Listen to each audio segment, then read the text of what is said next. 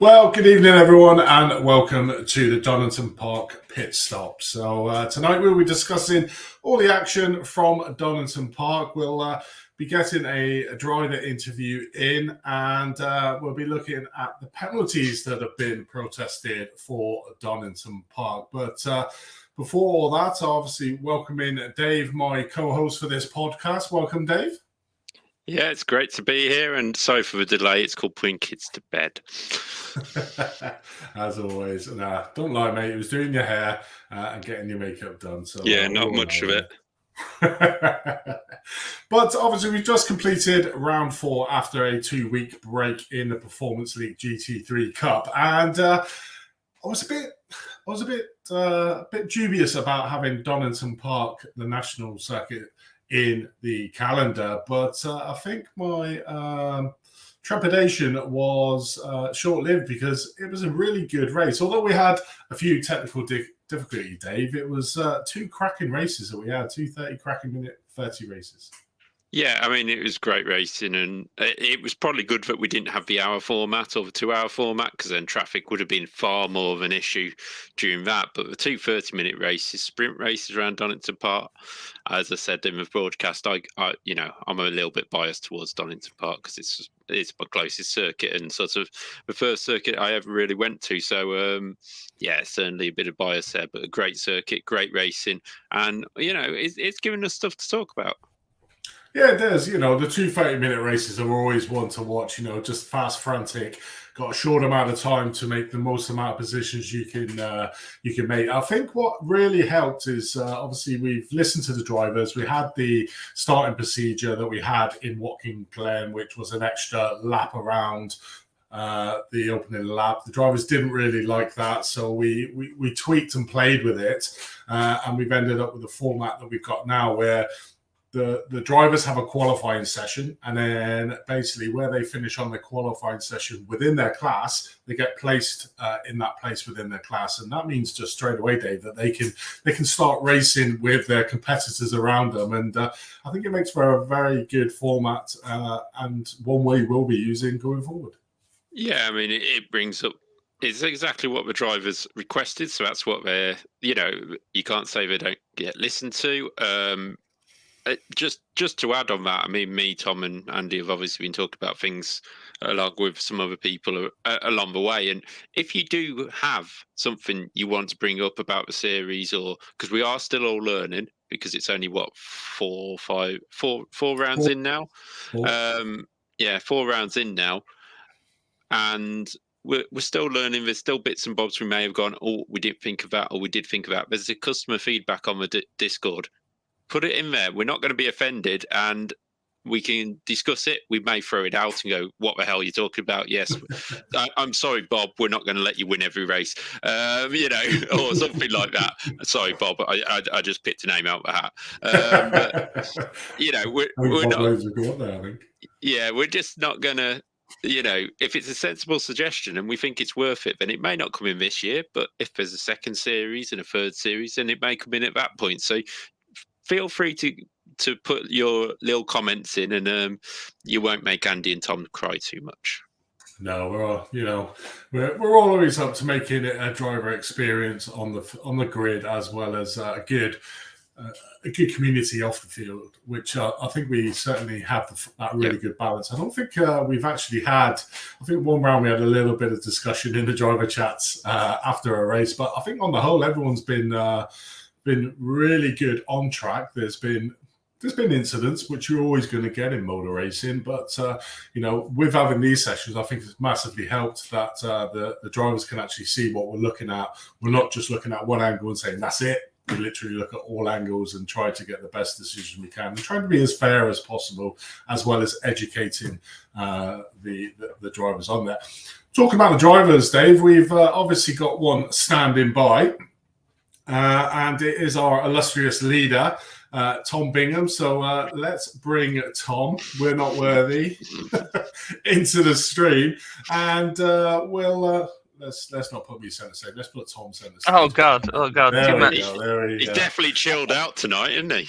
He is. Well, he's led there on his hotel bed. I know he's away from home doing a little bit of training with JCB, so a little bit slower than the GT3 cars. But Tom, welcome to the podcast. How are you, mate? Yeah, doing pretty good, guys. Not too bad. A bit tired from trying to absorb all this information over the last couple of days, but it's going in that side and coming out that side. So something's happening up there. But no, I'm doing good. How are you guys? Yeah, good. Well, at least you got a good set of headset that's going to keep that stuff in your head there. You can see, I didn't want to say that. This giant thing, I look like an aeroplane pilot from the 50s or something. Be honest, in the middle of a meeting, he's thinking, "Oh, I've got Nürburgring coming up."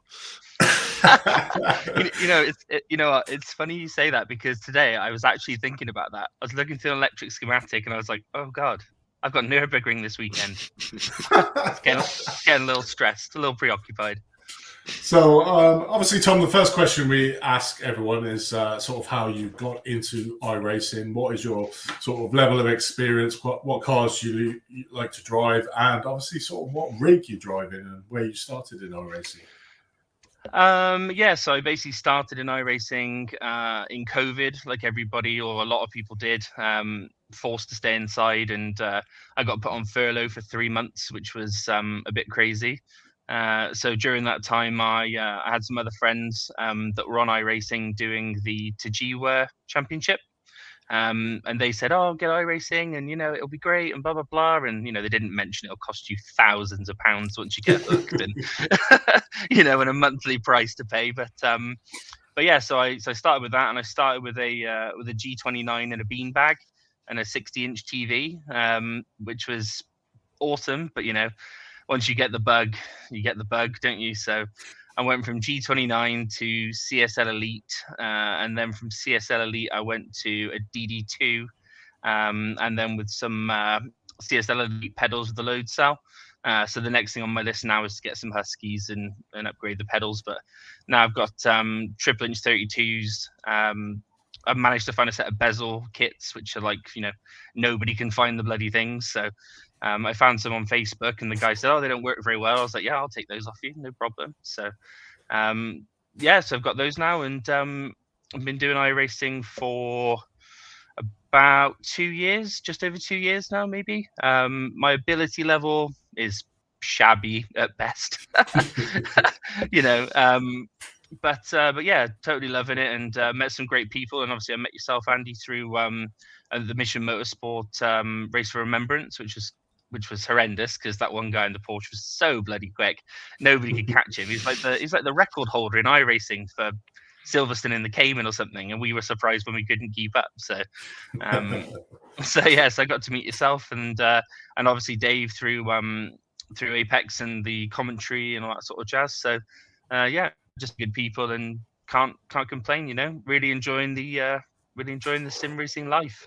My wife not so much, but I'm Exactly. I mean, I can completely. I think everybody that's joining us here tonight can sort of relate to the sort of curve. It needs to be one of them graphs that go like that, and then all of a sudden just go shooting up with the cost when you think, "Oh, I want a rig. I want triples. I want DT1. I want the top Porsche wheel." I mean, you're probably talking about $5,000, isn't it?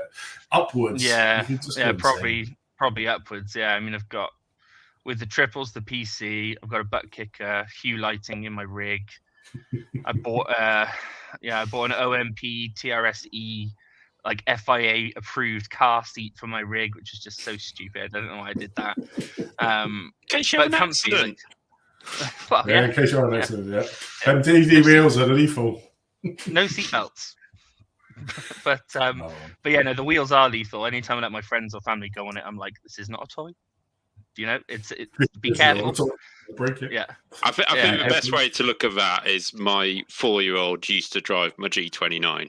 I don't let her drive my DD Pro, because it'll just rip her arms off. They're quite savage on that. You walk back in the room and the kid's just spinning around on the wheel. Exactly. Yeah. Obviously, you being one of the I don't know what to call you. You're a co-owner. Are you gonna say you're a co-owner or I owner prefer of the this term. league? Well, I prefer the term overlord. I think that fits me. Overlord. Okay, you are the overlord of this league series.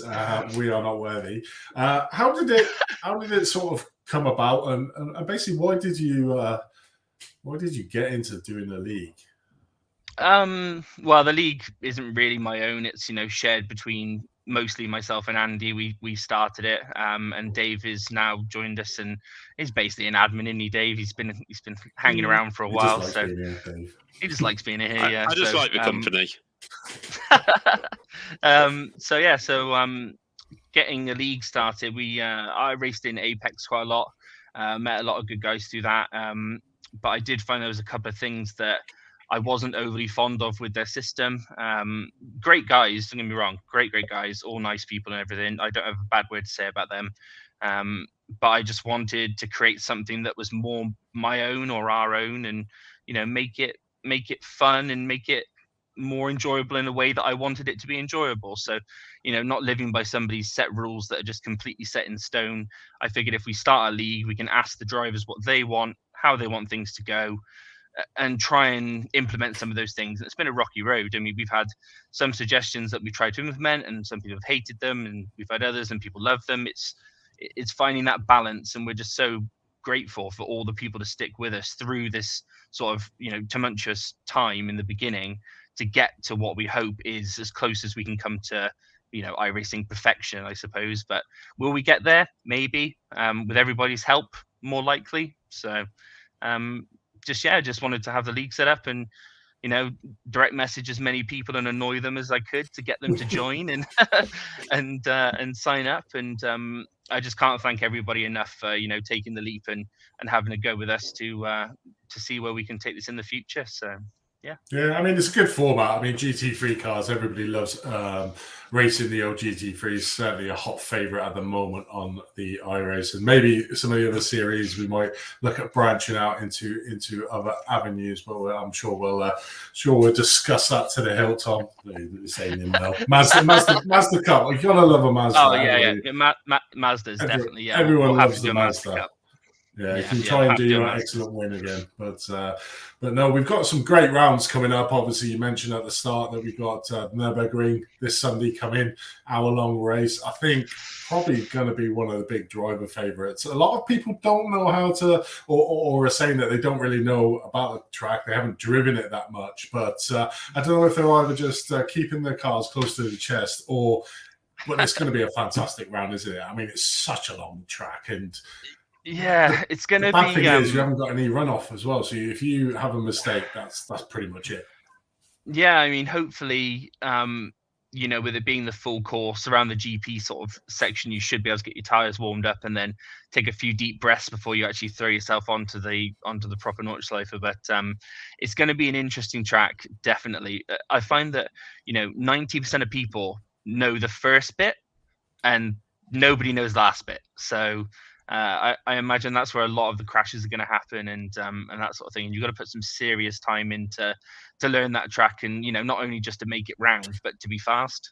It's a fine balance to not die every lap. So we'll see how it goes. I'm looking forward to it. I'm sure a lot of the pros will be running off and doing their sort of pro alien things, and us normal humans will just try and stay alive.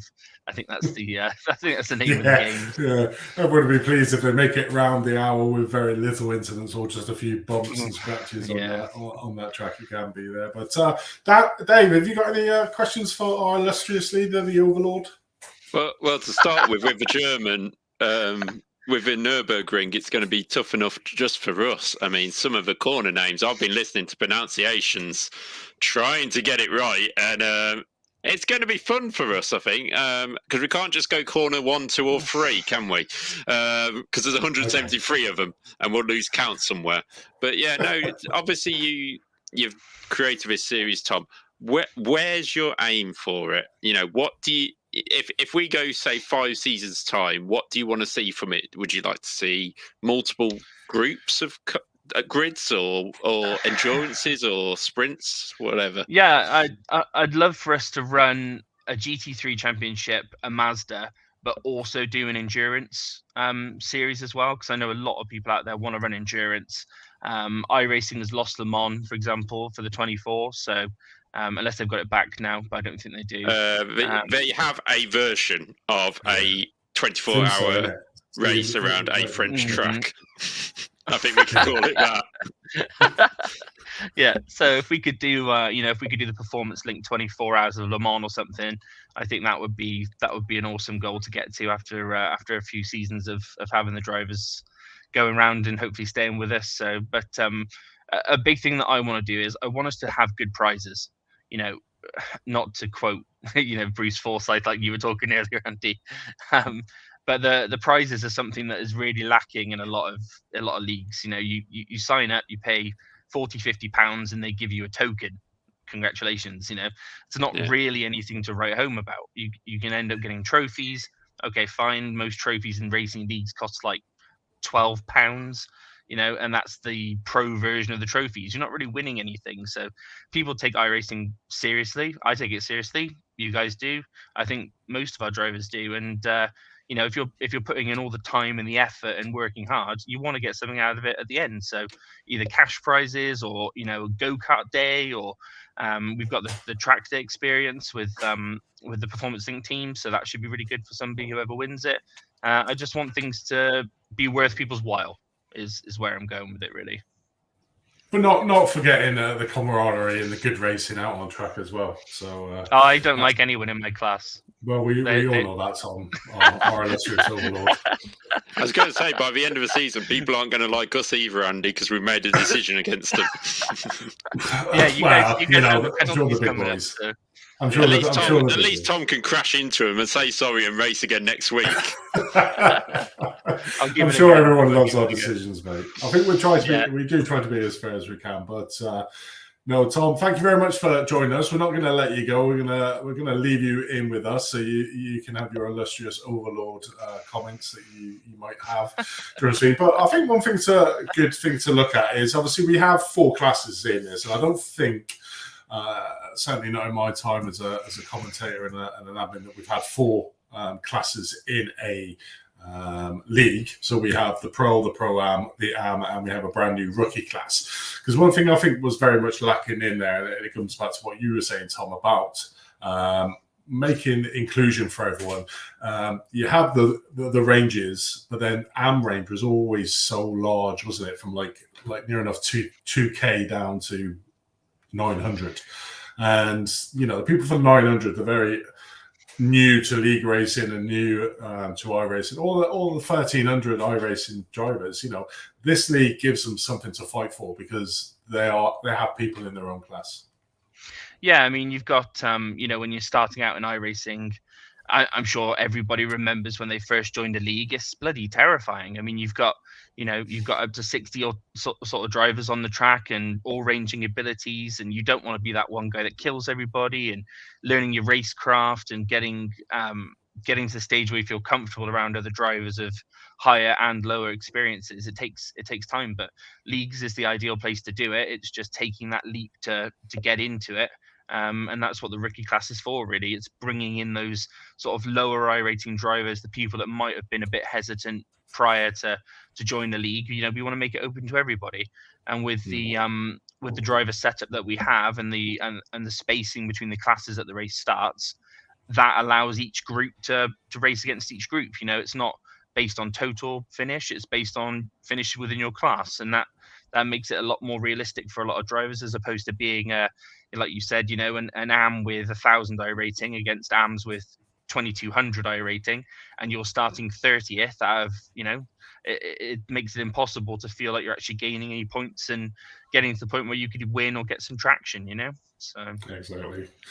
Well, based on that, let's have a look. Obviously, I know there's been a little bit of an issue with, we had a technical issue on Sunday where we had to split the 2 sessions up. So it's been a bit harder to get the points sorted, but I've actually managed to get the points. So what we'll do is, and obviously our listeners, Overlord is on top as always, that we will have a look at the points and just obviously just have a look at each of the championship and see where we're at. Bear in mind that there is 2 drop rounds in this championship. None of the drop rounds have been applied at the moment. So, once they do get, which is after round number 6, then we'll be having a look at it, and it probably change a few positions around. So, I mean, at the moment, we've got Matty Chambers at the top of the pro guys. I mean, he's been at the top of pretty much every single race. He hasn't run away yet. He was very close at Sebring, if you remember that awesome save he did around turn number 2, I believe turn 3 in Sebring, and unfortunately lost out to Elliott in that particular race. But it's been one there or thereabouts. And then same with Arias Yomantis in second place. He's consistently in the top half of the pro field, and that's where you just claim your points, because there has been some incidences so far. I mean, we look at Elliott in the last round in Donington, race number 1. He was in second place again, charging down Matt Loveridge for that win, and unfortunately got caught up in an incident, and then that pretty much put him out the race. But Arias is there. And Elliott again, I mean, you can't look past Elliott as well as Thomas for possible winners for that pro. I mean, Elliott, as we got him on the commentary last week at Donington, or this week at Donington, had a little chat with him, and he relishes coming from behind. He enjoys being like 4 seconds behind and then chasing it down. We've seen him do it to Thomas Cope, and he was closing down Matt. I'm sure Matt was having a bit, but certainly that pro field is spicing up there, guys. Yeah, certainly so. I mean, obviously we do have the dropped rounds and people had to miss rounds and not, and for example, we know Tom Cope, for example, missed one race, did another race. So the points will sort of evaluate themselves out. But to see, Mantis second is, he's been consistent, but he hasn't been right at the very front. But that shows you the consistency will bring you results near the end. I mean, our race winners, Tom Cope, Elliott Hellier, Scott Mokes and Matt Loveridge. Or did Scott win in the end? I'm not too sure, but no, he didn't. Unfortunately, he was on course for the second race, wasn't he? But unfortunately, we won't talk about that. Kim Andre's been up there. Jakob trying to haul that Ford GT into some kind of sensible position, which he's done a great job of. Nikolai Frame we've seen coming back through field, and there's plenty of time for people to catch up, especially with the dropped rounds. You're only counting your 2 best so far, really, if you realistically look at it. And if you've had a couple of firsts, then it's going to put you right up there, even if you're not there at the moment. But pro field, really competitive, probably more competitive than I expected it to be. I found that. I was just gonna mention about Arias. Actually, he's my arch nemesis from the super truck racing days, and he's incredibly consistent. Over a 12-round series, staying consistent gets you the wins most of the time. Any championships I've ever won, I haven't necessarily won all the races, but I've been up there, sort of mixing it with the higher guys in the AM level. So just by staying up there, you can get the wins and take the trophies home. And my money's on Yomantis or maybe Elliott, because he seems to be the tire saving master. So God knows how he does it. But if you want to drive for Performance Link, Elliott, just let us know. We can take you over from Bob, and don't tell Bob I said that. But but yeah, it's I'm just blown away by the amount of talent we've got in the pro field, to be honest. And it's really close. Even the 67-point range, anything around there, it's just easily within striking distance of winning. Yeah. So. Yeah. Well, that's the beauty of this championship, like you mentioned at the start. The points are not based on overall finishing position on the grid, it's overall finishing position within the field. So, you could be in first place overall, and the second place pro could be in 8th place, but we'll still get the points for second place being in pro. So it enables really good racing. I think one of the things to mention, and obviously I think we are both picking out Arias. I remember commentating on the very first GT trophy. I'm not sure if it was. I think it was with yourself, Dave, or he's done a few of them. I think so. Yeah. And Arias was very inconsistent driver. He was fast, but he was constantly crashing out. And I've just seen him progress on since probably a good year ago, and now he's a lot more rounded driver, and that just shows to anybody out there that, you know, put that extra little bit of practice in, and we can get there. But going over to the Pro-Am, there's obviously two guys that are running away at the moment with the Pro-Am field, and that's Patrick Thompson and Michael Hoopler. Yeah, it's a great battle between them two all year. But then just looking behind, we've had Russ Fowler in the top three. James Logston's had a little bit of bad luck, really, at times. You know, he's been right up there in the top two quite a few times. Casper Tunstad, you know, had the pace. Was it Casper we saw at the start of the season have some? Was it in the test? I remember him being quite quick in one of the tests. I'm sure it was Casper. Yeah, I think it was. And obviously we can see that the Porsche is quite a bit of a favourite. Then we got some weird driver who just seems to pop up to Tom Bigham every now and again. Gets the odd result. It's not very good. But then we look towards the bottom of drivers who haven't done every single round. Daniel Machant, we know how quick he is from when we've watched him before. Kev Copeland can pull out the results. Alex Scarrett, only down in 10th at the moment. You know, if he gets on a run, you won't stop him. Tom Stevens, we spoke about him in the opening round. He was having a battle with Tom and his teammate at the front, Elliott at front of race 2. So these drivers can compete with the pro drivers on any given day. Yeah, definitely can. Yeah. And obviously when them drop rounds come in as well, it'll change everything around, and those drivers languishing mid-tail to the bottom of the table, and all of the fields will obviously jump up because their poor rounds will be scripted off as such. And obviously you're in this one, Tom, so how are you finding the competition in that class? Yeah, ridiculous, really. I mean, I'm racing in Pro-Am, but I guess my ability is about Pro-Am, but my iRating doesn't really depict that. But Russ this season is phenomenally quick. I don't know what he's done with that Mercedes, but he's pulled something out of the hat there. So I find myself struggling to keep up with him now, whereas before it was the other way around. So it's quite a humbling experience. But yeah, Patrick Thompson and Casper, both of them rapid.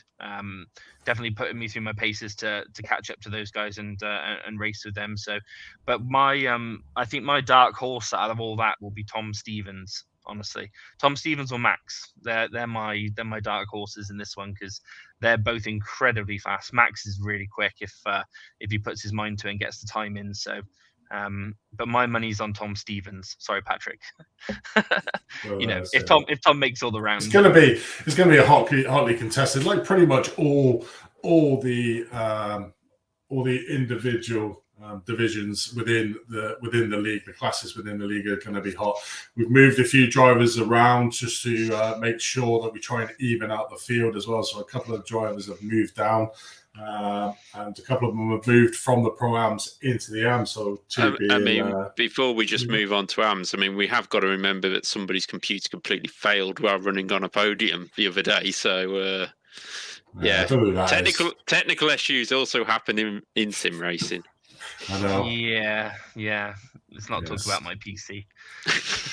at least my laptop's working good today. So.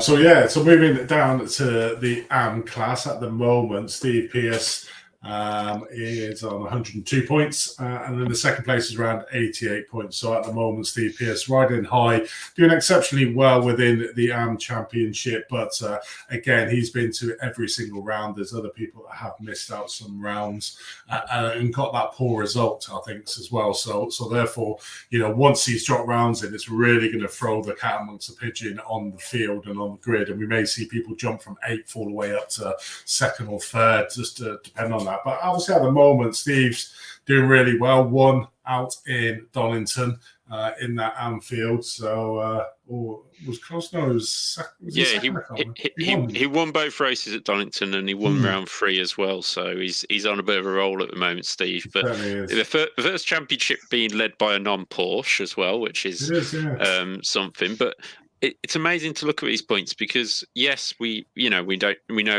people haven't done all the races and things like that, But look at the drivers which we're always talking about in races: Daniel Liljevic, David Gill, Simeon Moldclef, Mads Schurd.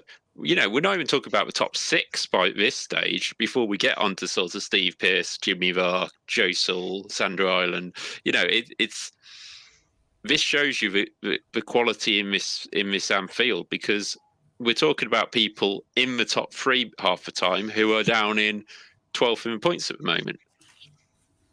Yeah, there's a lot of good names in this league. I mean, if you race in many sort of iRacing leagues, and I've been in a few of them over over the last couple of years, there's a lot of familiar names. I mean, Mads is a really familiar name.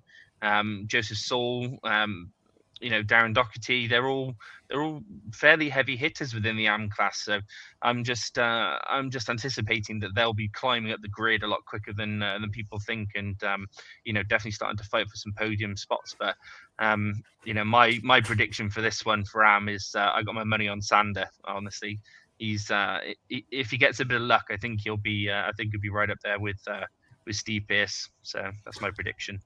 I think it's either Chris Rance, mine probably Chris Rance or Mad Sayer. I fought against them in the GT Trophy, and I know they're quick guys, so watch them two coming through.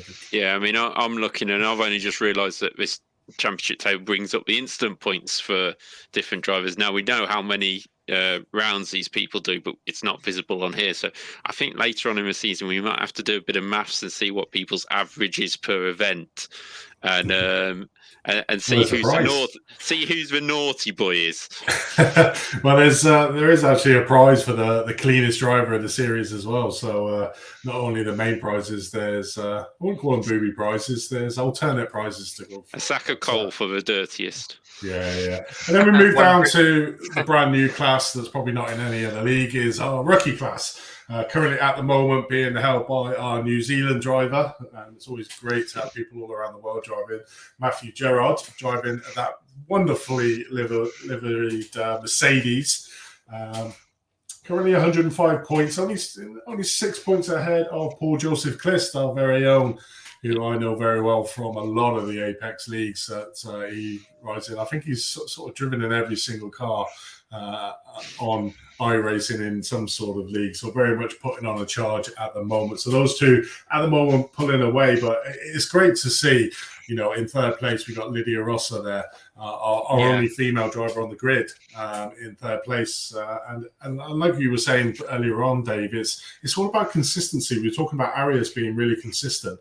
Now Lydia is probably holds her hand up that she's not the fastest driver, but very consistent and constantly staying within the points. And when you're down these lower half of these leagues in the AMs and the AMs and the rookies, is gaining them momentum and points every week is vital for your championship chance. Yeah, exactly. Matthew's been absolutely flying, and he's had a little bit of a rivalry with Lewis since Lewis has come in to join us. And I know, Lewis, I probably get your name wrong every week, so we'll sort that out. Paul would have been a little bit closer had he not had that late incident at Donington Park, but he's got time to close that up. But I'm looking down in 6th place. Rich Jameson Smith won the opening round, and I can't quite remember how many events he has done. I think he missed the last one at least, but only 7 incident points as well, which is so impressive for somebody who is going to be like last. These guys are the last of the people to come up to incidents. So if people are now going, I can recover now and suddenly drive across the track or anything, these guys have to avoid sort of a clear up of it. And they're managing to do it really, really well and keeping themselves in the race. And hopefully we'll just see a few more of them out at the next round, because obviously at Donington, I think we only had about 5 of the rookies, but that may have been because of the time of day we had for race and things like that. But yeah, certainly still for a rookie field, there's some names in there you just go, you're actually a rookie. And if to also mention the amount of different cars that we've got in the bottom 2 classes, we've got Fords, we've got Ferraris, we've got BMWs, Porsches, Mercedes, Lamborghini. We don't often see the Lamborghini out there, but Victor Lind out there in the Lamborghini. So and even I think there's a McLaren at the bottom there, which obviously hasn't done many races yet, but we'll see it out there. Yeah, we are one of the only leagues as well that's probably actually got two, not one, but two Dodo cars, which are the GT4s. You know, I don't think I've ever seen them on there. We had to put a dangling carrot, I suppose, for one of the drivers to drive the Ford, but the other one chose of his own accord. So that's a big shout out and a big challenge, probably to, I think it was Nigel Stock. Nigel Stock give me and that's the one he's yeah. gone across. So big shout out to Nigel for going across to the Ford. So that's obviously the league, the current standards where we're at. Very early days, only 4 rounds in to a 12-round championship. And I have noticed that we do have another driver hanging in the midst there to come in, our very own Russ Fowler that we were talking about earlier. So what we'll do is we'll drag him in. Tom, I might have to take you out for a little bit. I think Tom will be able to stay in. Sure, let's try. Let's try. Should be able to. There's Russ. There we go. There's Russ. We've got the Overlord to the top. Quick. And then we've got Darth Vader underneath. He hasn't been driving a Mercedes. He's been driving a Millennium Falcon. It's much faster.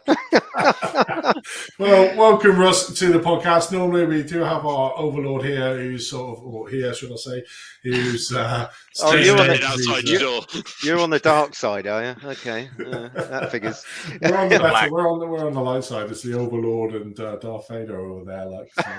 But welcome in, Russ. Thanks for joining us, mate. And obviously, the first question we've asked everybody that comes onto these podcasts is, when did you get into iRacing?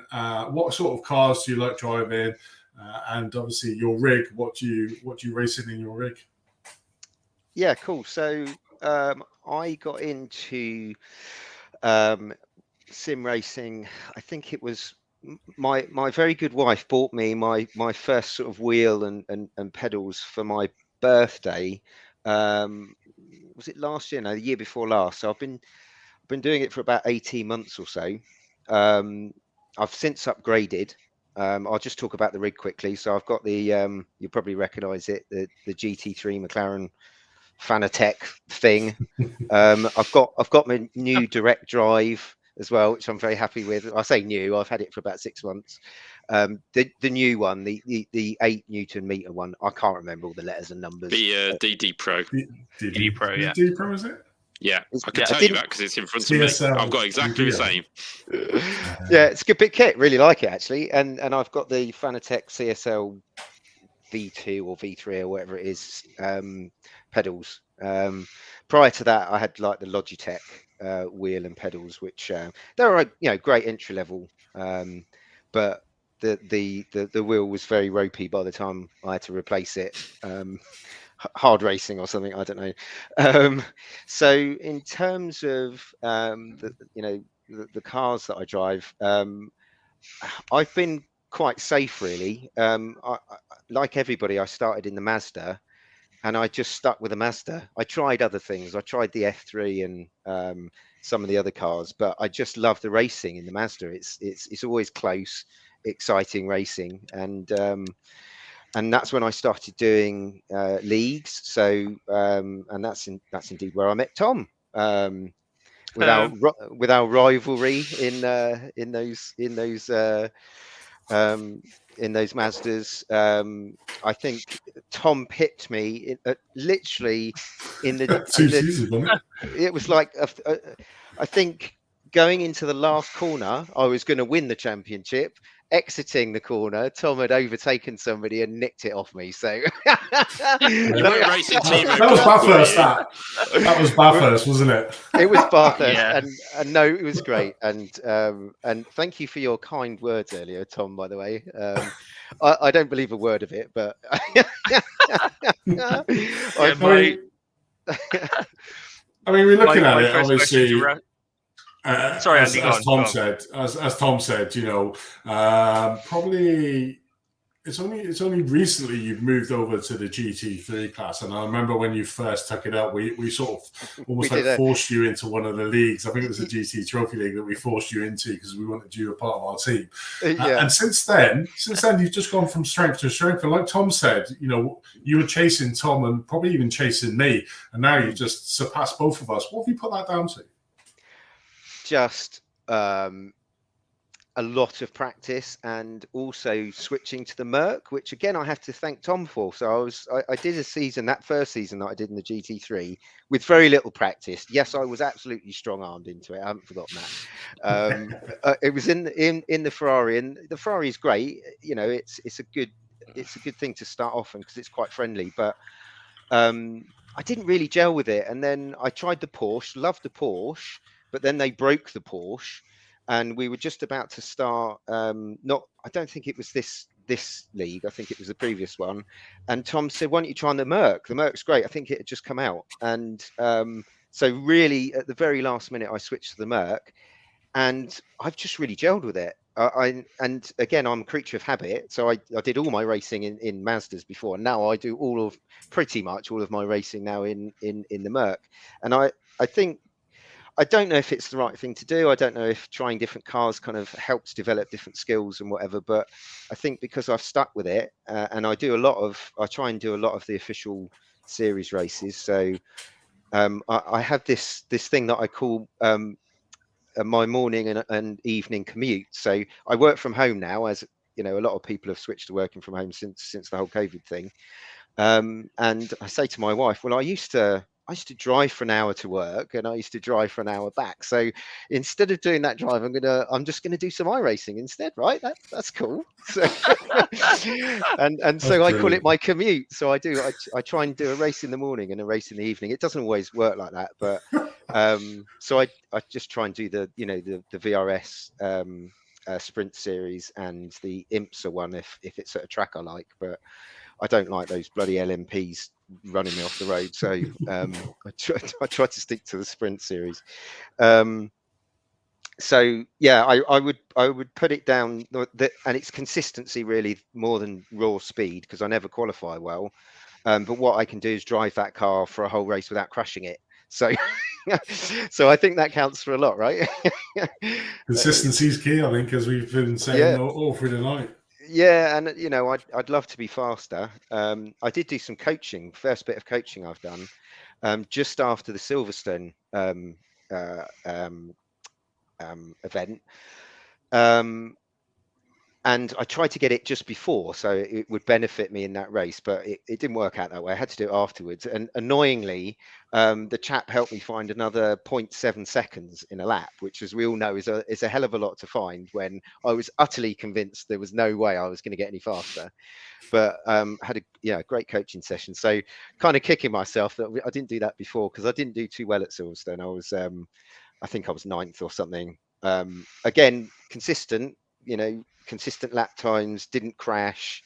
It was all, kept it in a straight line for the race, but just wasn't competitive from a pace sort of point of view. So I'd love to be faster, and that's why I practice so much, because I want to be faster. But what I learned in doing all the Mazda races is that because I heard you talking about Yamantis earlier, and I've raced with him in a couple of series, and yeah, 100%. I mean, I think I'm pretty sure he took me out a couple of times, and maybe vice versa. I don't know, but he, he's found that consistency, right?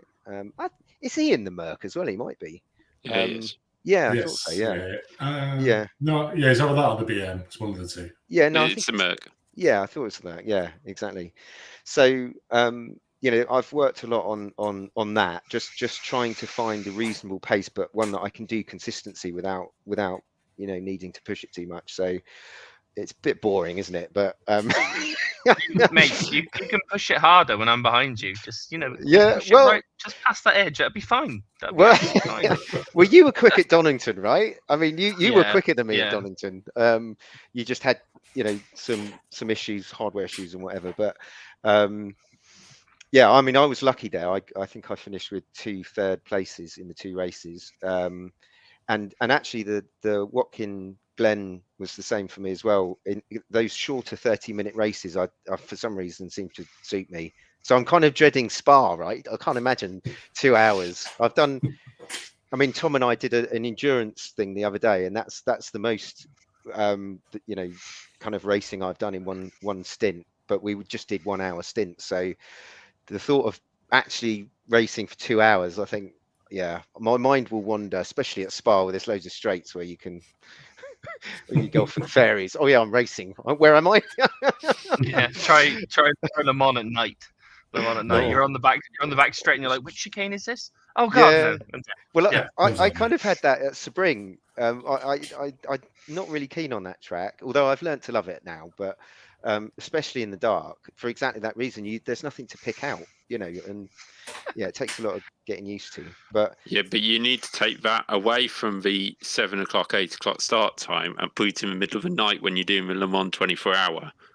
And then you won't know where you are because you don't even know where you are in your own room. I'm right. Very true, very true. Sleep deprivation, yeah. Yeah. Yeah. So anyway, obviously back to the league, Russ. Obviously we've got the Nürburgring coming up next.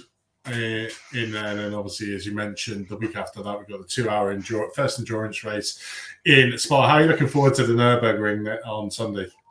Well, do you know what? I really like it there. I must be a masochist or something. No, I'm not fast. No, don't get me wrong. I'm not fast there, but I just really enjoy it. And I think it's for the same reason I like places like Bathurst. It's you have to be. You can't switch off. There's very few points in the circuit. Okay, you've got the two longish sort of straights, but otherwise it is full concentration. And if I have a chance for my mind to wander, it will. So I kind of like the intensity of it. And now I actually know where it goes. I know where somebody on chat was saying it's left, right. Well, yeah, it is, isn't it? But I kind of know where it goes now, so I don't get lost. So yeah, I'm looking forward to it. I think there's a practice session up tonight, so I'll probably jump onto that and black round for an hour and see what my pace is like versus everyone else. But Going for the sub-8 minute. Obviously, one of the other things I did want to sort of railroad you into is obviously with any league, one of the big vital things is having sponsors, and you are kindly sponsoring this league. So a big thank you for that for Green Future Technology. Just tell us a little bit about your company and why you've decided to sponsor this league. Well, I think why I've chosen to sponsor the league is obvious, right? I love sim racing. So, and the company's a bit of a one-man band. It's just, it's myself and my wife. But the company is basically, so my background is IT. So I've spent my entire career in IT. But what I'm really passionate about is sustainability. Although you wouldn't know it with this kind of gas guzzler sat behind me, but I think it runs on hydrogen actually, so it should be fine. So I've sort of combined the two things. I've always been in sort of permanent employment with big sort of companies, but I suffered like a lot of people did with the whole COVID thing. So I used to work for Heathrow Airport, and being an airport, not a great business to be in when nobody can fly anywhere, right? So they made a lot of cuts, and anybody that wasn't in a sort of operational role got axed. It was pretty brutal actually, but I saw that as an opportunity to go and do something I love. So I've kind of combined my knowledge and experience in IT with my passion about sustainability, and that's what we specialize in, is IT sustainability. So I know from my own experience that IT, as it's run within especially medium to large size companies, there are loads of opportunities to do things in a much more sustainable way. Be it about the assets, the laptops and the computers that you sit in front of, but also all the stuff that happens in the back end, the big server rooms that are just munching up power and things like that. So there's lots more efficient ways of doing it. So that's basically what I do, is I go and help do a bit of an opportunity assessment, identifies areas that can be improved. It might be about technology, but it could also be ways of working or culture or whatever, really. And that's what I do. I absolutely love it. I do combine that with other sort of general IT consultancy stuff, but it's the sustainability stuff that I really like doing. Just feel like I'm kind of trying to make a difference because I've studied the subject a lot. I know how urgent the action is required to kind of avoid the worst effects of climate change. So we will need to do our bit. So yeah, And sim racing, I don't know. I'm in two minds whether sim racing is a good thing for the planet or not. It's great because more people can get into racing. We're not burning fossil fuels. But I also know the infrastructure at the back end, we're spinning up a lot of servers while we're doing it, right? There's a lot of people sat at home with gigantic GPUs. But sorry. Well, I'm not going to say much, but what you do to try and help out is better than gluing yourself to a motorway. So, you know. Exactly. Yeah, yes, amen exactly that. Yeah. Well, I'm just thinking as well. I'm thinking outside the box here. So I've just had a brainwave. I think we're going to start our own band. You feeling we're going to all start right? our own band here on the podcast. Okay. So we've already got Lydia on the. I forgot what's the instrument that she can play, Dave? I can't remember. Which one was it? No, it was accordion. The accordion. Oh, okay. Lydia on accordion. I can see behind you there, Russ. You've got a guitar. So we've got an accordion and a guitar. I reckon Tom's got a bit of a good old tune. I reckon, we might by the end podcast. I think we could get a band. I play guitar. I'm in. So yeah. Oh, you play? So Tom's on the guitar. All right, I'll sing, but it's going to cost you a big bottle of alcohol to get to sing. The final show we'll just have a serenade. We can have everybody else playing their instruments, but no worries. Thanks for joining us, mate. That is. It's always great to meet the people behind the drivers that we all know, and obviously a big thank from myself, obviously from Tom as well for being one of the sponsors. And while we're on, we'll see if we can keep you on, and we'll get into what is the meat, and probably why all our viewers are here. They're all like, "Oh, just get on with the penalties, will you?" We'll get on with the penalties. There's a few worried people, yeah. Yeah, definitely. There's two people who are very desperate to know a result according to the Discord. So good luck, because yours is last. Yeah, we're mean. Obviously, I know you said you want to go. I don't know if you want to stay or you're going to go and do a bit of practice, Russ. You can listen to us in the background. I'll stay for 10 or 15 minutes. Yeah, definitely. Okay. Yeah. But obviously, bear in mind that you two are guests, so you have no direct influence in the results of these penalties. We may give your verdict, but we're completely not going to listen to what you say anyway. As always. So, we'll just pull faces in the background. Nothing changes. Exactly. Nothing changes. Yeah. So without further ado, we've actually only got 7 penalties to review this week, and we're going to have a switch over as well because obviously for those that watched the race on Sunday, we had to make a second session. So once the 4, and it is a 2-man ban for the race 1 incidents, to be fair, and then we'll switch over to race number 2 and do the rest one. But without further ado, let's get into it. Sorry, I've just had a look. It is literally a 2-man band. It is Mr. Dean Powell and Michael Hoopla Fest for the first round of the penalties. So I think actually 2 of them are the same one. So if we start with lap 9.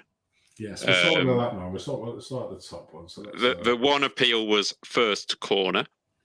The other one put in first corner, pulls the defensive line into my line, breaks way too early than is usual. There was a bit more detail in the second one than the first one.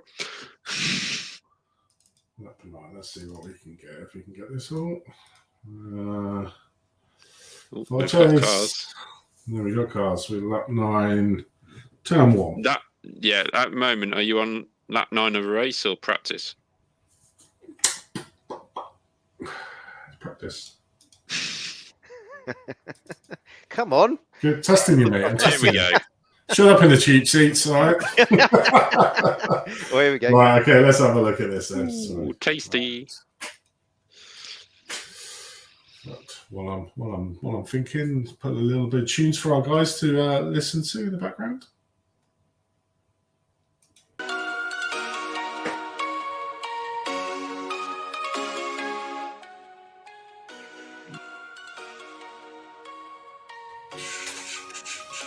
Well, the initial thing I can see there is obviously the idea that he pulls the defensive line into my line, yes, but you weren't really along. You know, he's not moving across on you. He's quite a distance ahead. It looks like to me that there is a later braking from a car behind. Yeah. Or harder braking from a car in front. I'm not sure which.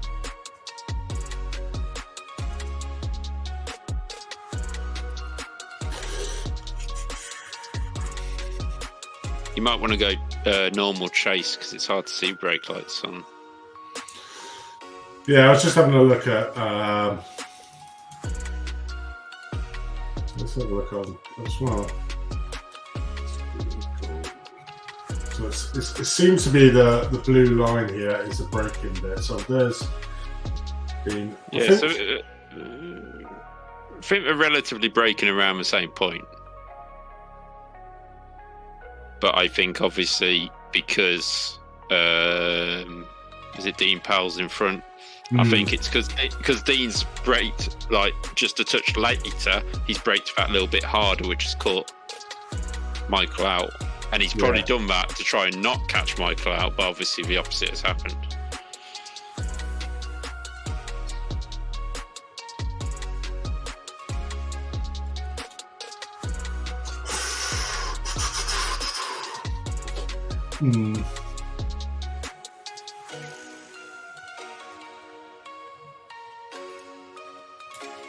Go this way.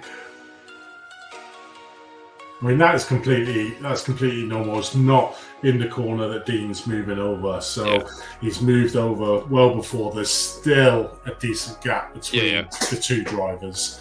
On there, it's not close enough to like cut off his nose. As we saw, Michael's got time to almost react. Now, I think the only thing for me is the fact that it's always the car behind that should be the one that has basically got to control where they're at, I suppose. And was the gap far that he could have possibly stopped? I think what's happened is obviously Michael's got on the brakes, realised he's going to hit the back of him and tried to go inside because obviously there's a little bit of a gap there. So he's realised he's going to run into the back of him, turns tighter, and obviously as you turn tighter, the only thing you get... Oh, actually, maybe he doesn't. Maybe we'll answer that one. So we're coming in. Yeah, he realised he's catching, he tries to turn, obviously gets a bit of a slide on. Yeah, I think that's slide on, isn't he? Yeah, so he's controlling the slide rather than diving to the inside. And obviously with contact's made, I don't see them being much blame on Dean myself. No. It's not a brake test or anything like that, so it's nothing vicious. No. Well, because these involve these two, basically. It's the Michael and Dean show for the first part. So let's have a look at the rest of one and bear in mind, and then we can sort of maybe have a look at them as a whole, and because there could be some others that are similar, that are close from both sides. Yeah. You know what I mean? The next one I can see is lap 21, first corner. Oh, here we go again. Is it all first corner? No, I don't think so. First corner, moving into my line under braking earlier than usual. See lap 24, his usual braking point. So we've already seen where we think he brakes. So lap 21, sorry. 21. So the one which is nullified, yeah. There we go.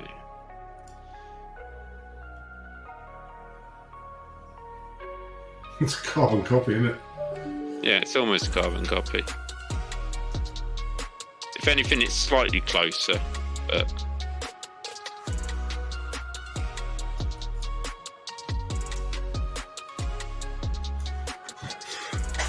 So the comment is that he moves his line under braking, which he's technically not because he's moving it now and then he brakes. Braking earlier than usual. Well, I think he's braking pretty much where he braked on lap 9. On the last one, yeah. On the last one. It seems to be the blue line, isn't it? Yeah, go on, Tom. Am I allowed to add anything? If you go on the chase cam of the car we're following, so where you can see the brake lights, does he brake at the end of the blue pit exit, or does he brake after that? Who? The car we're watching now, so just keep letting it run a second. Okay, so he does brake cautiously. It's not like he's overshot the braking marker by miles. I think from that view, Dean has braked a little bit earlier, but then again, it is priority of the car in front to brake when he wants to brake. As long as it's not dangerous, isn't it? As long as you're not brake testing somebody, you brake where you want to brake. And I say this about lap 1 of races. If the car in front brakes where he wants to brake, you can brake where you want to brake if where you want to brake is later, because he is there. And you can't go through people. It causes a lot of issues in go-karting where you get loading because people are just like, well, I brake here normally. Well, I don't care if you brake here normally. There is a kart there. You can't brake. You can't go through the car. I think one of the things I am noticing is a trend here. If you look at Dean's car, he's being slightly defensive going down the inside. So when he's coming over, and by the way, when he's coming over, is no way. Just turn the music down a little bit, Andy. It's just a comment in the chat that the music's a bit loud. Yeah. Sorry. Yeah. So basically, I think there's a sort of almost like a common theme that these two are battling quite hard out on track. Dean's on the inside, so when he's coming over, he's naturally going to be losing some speed anyway. And then because Michael's on the faster, or basically staying on a fast line, that he's basically coming down the outside, and then he's naturally going to have a little bit more speed anyway. And I think that's what it is Dean's coming in, braking. Obviously, Michael's got a lot more speed because he's not moving over the track as such, so he's keeping momentum of the speed, and then they're bumping a little bit. So I mean, if we look at that first one, it was a bit far back. That was probably another carbon copy. This is a little bit closer, but the other thing is, I mean, we're Can I make an observation as well? Sorry, guys. Yeah, feel free. So I think the car in front is taking a much shallower line, right? So although he's moving across, he's left half a car width on the edge. Yes. So obviously he can't take as much speed into that corner. So I guess the question is, should the car behind anticipate that or not? Which I find really difficult to do, by the way. I'm forever making this mistake myself, right? Which is why I tend to stay a bit further away. But is the expectation that the car behind has to kind of anticipate that the braking might be a little bit earlier? Yeah. It's always going to be the car behind that has got to have the awareness and not hit into the back. Yeah. But there's always mitigating circumstances into why that might happen that we could. That we can look at. And I think one of the big things is when we're looking at Dean. I mean, so far we've seen Dean take the same line both times. Yeah. And we've seen Michael take the same line both times. So if we try something like lap 20 or lap 19 or just a random lap where these two obviously seem to be stuck together for the whole race, we can see if the lines are quite similar. So, that's Michael in the pit. So they're not together there. So Michael will take it, there we go. That'll be the perfect. Oh no, that was lap 20. That was the incident. So if you go back again, go back a couple of laps and see if they're together at any point. No, that's completely different. Okay, maybe that's a good example with a BMW. Let's see what happens. There's one where he's alongside a red BMW. So yeah, Michael's taking a similar line there, and I think. Dean's just in front actually, so we could see whether Dean has that line or not. This is the next lap is the incident. Yeah, so if you go back, so we can see Dean's line into turn 1. So we'll probably need to go with Dean because he's a little bit further ahead. You got to bear in mind as well, turn 1 is an interesting corner, isn't it? He's also not defending at this stage. So yeah, see, he does like to take that line, but he likes to be slightly defensive when he has got somebody up his chuff, shall we say? Which is his prerogative, really, being in the front, and it's not sort of been dangerous. So I think from a, I don't know. I also believe we said this doesn't really count in a huge amount of things, but isn't Dean a pro? And Michael isn't. Michael's a pro-am. Yeah, and he's at the top. He's at the top of Pro-Am as well. So for me, I'm not saying Michael couldn't fight it, but at that point, there's no need for him to try and outbrake Dean or try and get ahead of him in some kind of way, because it's not going to benefit you apart from if you were quicker, which, considering we see this on lap 9 and he's still trying to pass him on lap 20, it can't have been a huge amount of difference in pace over race. Yeah, true. I think the only one for me is this one. This one's a bit more aggressive, where literally a lot. The other one is a unfortunate tap, I think. This one. Yeah, the other one on lap 21 is basically that is I think it's a racing incident because it's a racing thing, and also Michael makes the contact, but he's the one who loses out. You know, Dean's not spun out in the other one. No. This one obviously is losing Dean a huge amount of time because he's now off the track and in the kitty litter. Yeah. I think it's unintentional. I don't think it's intentional. I just think not intentional. Do it. But, you know, because Michael was the one behind, and I think I'll forgive him for the one we just watched. Yeah. Because it was a lot less. This was a bit more. Michael does lose time and spins out, but Michael spins out as well. But yeah, I think I agree with you with the. Sorry, just having a look. Look how close to P2 is in Pro-Am. There's no need for Michael to make. I kind of. I mean, I don't know who that is just behind in that lap 9 instant. There's a car just there. Who's that? Is that Patrick? Yeah. So that is. So he is kind of under pressure to stay ahead of Patrick. So we can kind of understand that, but you still have to be aware of what's going on in front. Savage says he's taking the racing line, making a move. What you cannot do under braking is move in front of somebody and cause them to have to take avoiding action. Dean hasn't done that because there is quite a bit of a gap between. He's making the move, he's making the move. So this is the braking marker really for someone. So if he was, say for instance, if he was over, if I just space it so you can see the whole track.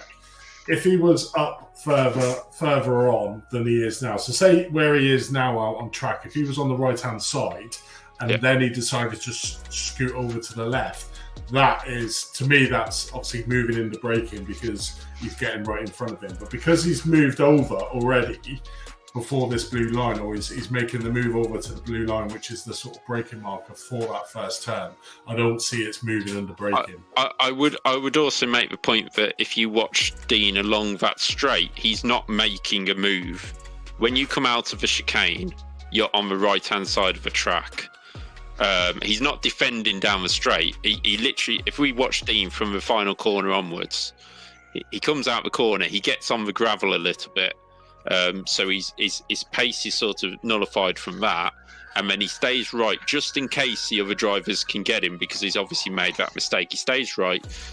He's not defending, he's not making a move, and he's slowly coming back across, and then realizes, I've got to a corner, I need to move across. It's safe to, I'll move across, and that's where he makes his one move, shall we say?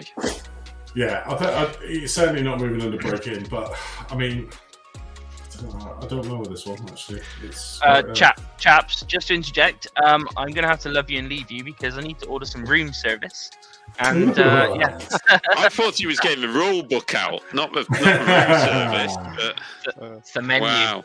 His menu, but, wow, he won't even buy us food. So I mean, Christ. For sure, but no, it's been great. It's great to have you, Tom. You enjoy your room service, mate, and Make sure you charge JCB. I will. I'll be watching the stream anyway. So, but yeah, thanks for having me, boys. I'll see you in a bit.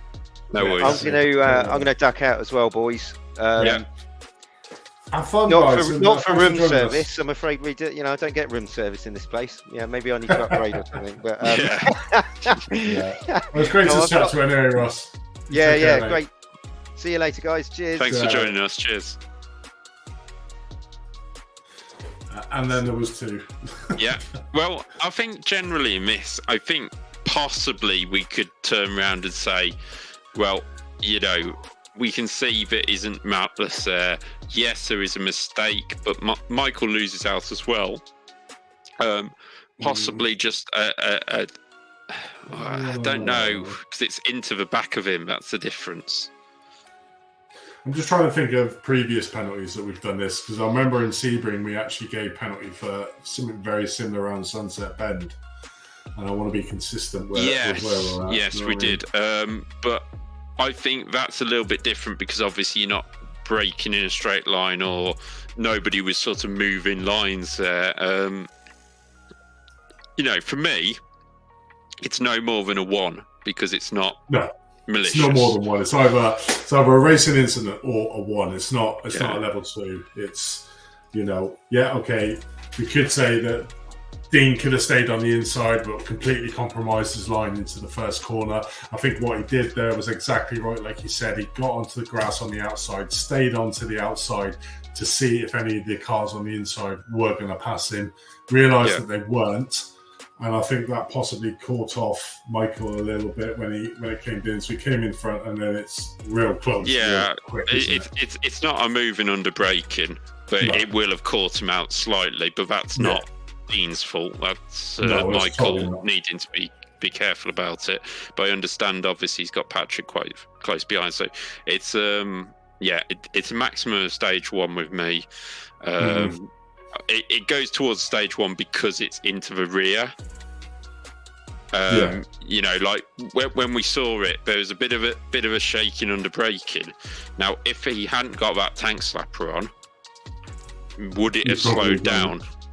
Yeah, exactly. Or could it got down the inside? Because I think that's the other mitigating thing for me. Because if you go on his cam, so we watch it at normal speed, you see Dean on the outside, and then D comes over, probably catches him a little bit and catches him off guard. But you can see he's trying to avoid it, but he just can't slow the car down. So that's why I'm sort of maybe leaning towards,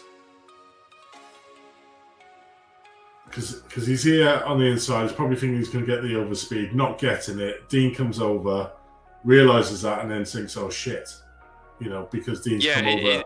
As I say, I think the wiggle of the wheel is either him slamming on the brakes a bit too hard, and that's what's not helped, or what, I'm not sure, but it's a difficult one myself. I mean, the thing is, it's always the control of the car behind that makes sure they can't in. I think the big thing is obviously Dean has lost places in there, so I think if they had touched and both got round, I would have been more leaning towards a racing incident. But because Dean has been turned, it's got to be a penalty. I think it's got to be a level 1. Could we see just a random lap on board with Michael into that corner? Just a complete random lap. It doesn't need to be fighting anybody.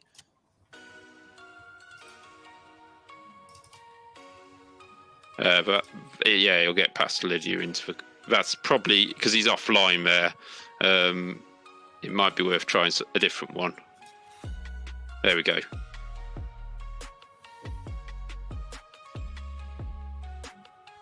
So he's carrying a similar kind of speed, I think, into that corner. I mean, let's have a look what the speed was. 220.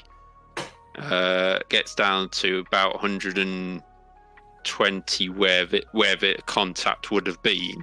And what speed was he doing when he made contact with Michael? Lap 9.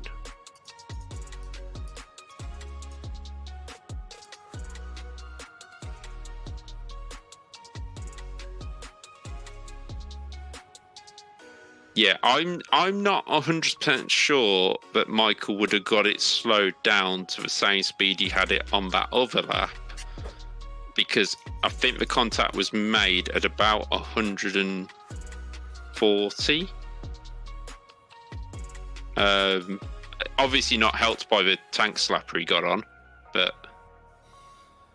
I mean, he's going to know, or he should know, that he's going to come over anyway. So I mean, it's so if you just move, if you go slowly until it gets to the contact, and then we'll see what speed he's at.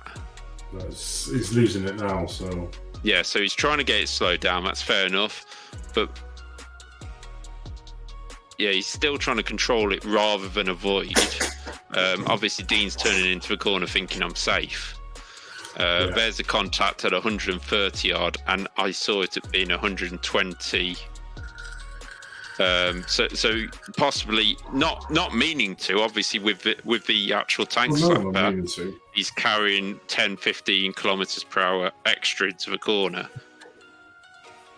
So what? We're going to say a level 1. I would say a level 1 personally, but I agree with that. You know, we've always got to say, if you do not agree with this, feel free to put it in, and we will have other people look at it and decide on it. But the danger with that is also they may turn around and go, actually, it's a level 2. You know, that could actually happen. No. But no, we think that's a level 1. Yeah. Okay. So the next one is we have the last one between the two of them. So 20, so 21. Are we saying it's a racing incident? We said that's a racing incident. Yeah. So it'd be 25 we've got now, which is 25.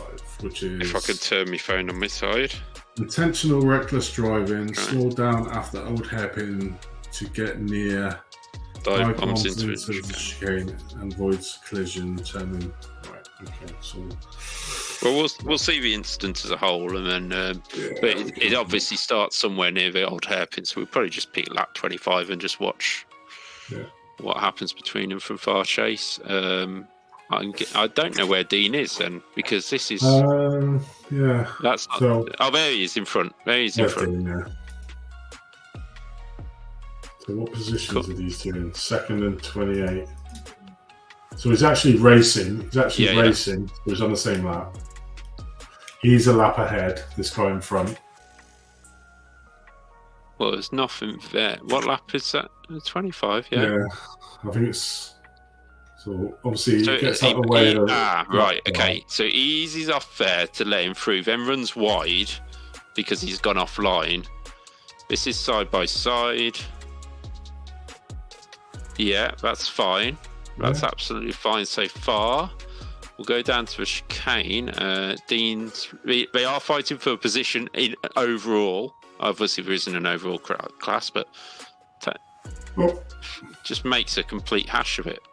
Well, that's fine. I don't see anything.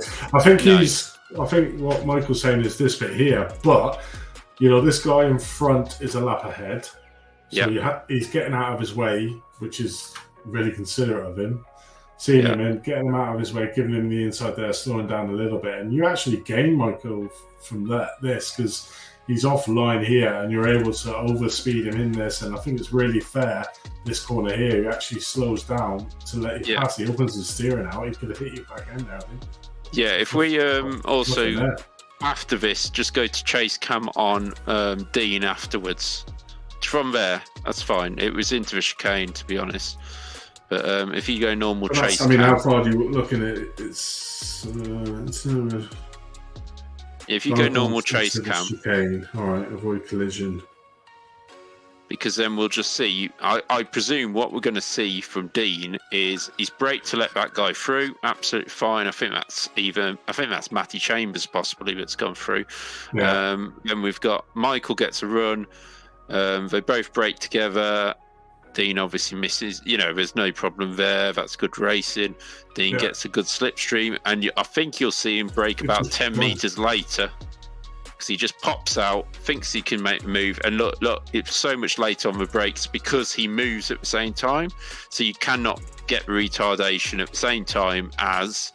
So if you steer to go inside somebody, you're not going to slow down as quickly as somebody in a straight line.